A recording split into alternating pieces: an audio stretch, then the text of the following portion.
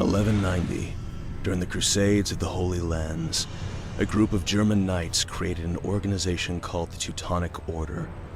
Despite enjoying the plunders of war and conquest, the ultimate ambition of the order was to create its own state. After a failed attempt in Hungary, which resulted in their exile in 1225, the knights made yet another attempt in Prussian and Polish lands in 1228. Their official assignment was to Christianize the pagans living in there. To do so, the knights led a cruel and devastating religious war. Those who resisted were murdered, and their families forced into slavery. This was all done with the willing consent and knowledge of the Pope and the Emperor himself. At the age of 15, I became a victim of the Order's quest for a sovereign nation. I was taken away and sent to Magdeburg, where I was forced to convert and publicly baptize for the sake of their propaganda. Over the following years, I took lessons in Latin, German, and in the art of warfare. I became acquainted with the rules of the Order and was brought up as a follower of Catholicism and a devotee to God. During training, it became clear I had a talent for battle, though this talent would soon become my curse. The knights, having noticed my prowess for combat, ordered me to conquer all of Prussia. Madness, I thought. Yet as a Prussian nobleman, I knew the language of the people, and already had their trust. But at the time, I didn't know the knights would eventually ask me to betray my kinsmen.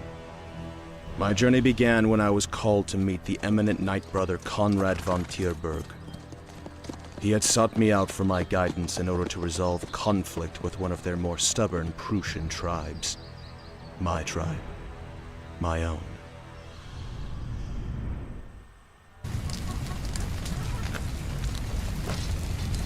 Brother Conrad, what have you done?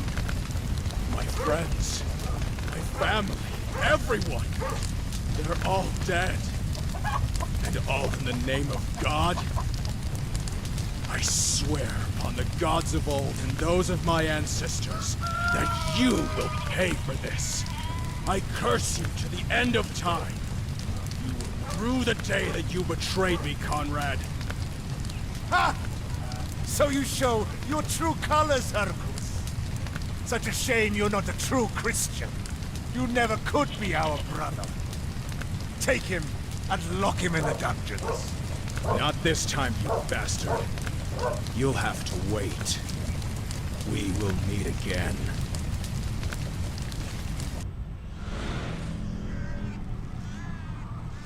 For the first time, I saw the cruelty of the Order with my own eyes. I confused how the Pope could be so silent towards their crimes. Then I realized it wasn't a matter of faith or belief, but of privilege and power. With my realization came the will to break my shackles. I cast off my knight's mantle and renounced the faith forced upon me. Soon I stood with my tribesmen side by side against the knights. The years spent fighting alongside the Knight Brothers taught me all of their techniques and strategies. I was acquainted with their tactics, and I knew how to use their weaknesses against them. In 1263, on the fields of Lubava, we were about to strike at the Order with all our strength.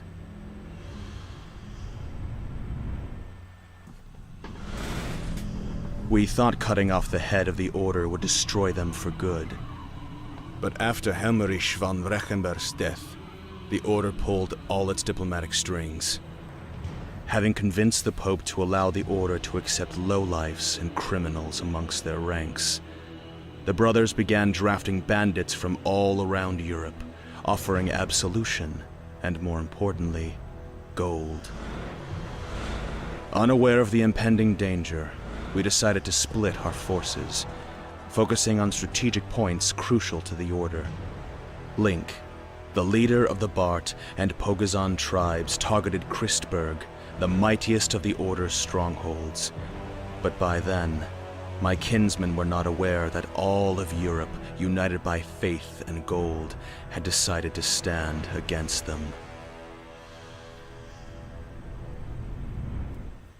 The Teutonic Order was victorious. However, the support of the Pope came with a catch. After our defeat, the knights were ordered to begin a crusade against the Prussian tribes. We fought the knights in a war of attrition. Yet as we cut off one head, 3 others seemed to take its place. Exhausted and with our ranks broken, we hid in the forests, planning our next offensive. But the Knights of the Order struck first. Learning from our strategies, they attacked us with all their forces in the very place we least expected them. I, Hercus Monte, leader of the Prussian uprising, admit that I was wrong. I do not doubt that I once held Prussia's very future in my hands. I underestimated our enemy and failed in the final test. Rotting in the Order's cell, I could do nothing to prevent the outcome of the final battle. I knew my tribesmen would never hand over their weapons without a fight, but we could not stop the unrelenting march of the knights as they captured every city, every gourd, and every inch of our lands. Their final destination was Litzbark, home of the largest standing Prussian military force still fighting in the uprising. But not for long. As soon as the Order defeats them, the insurrection is over.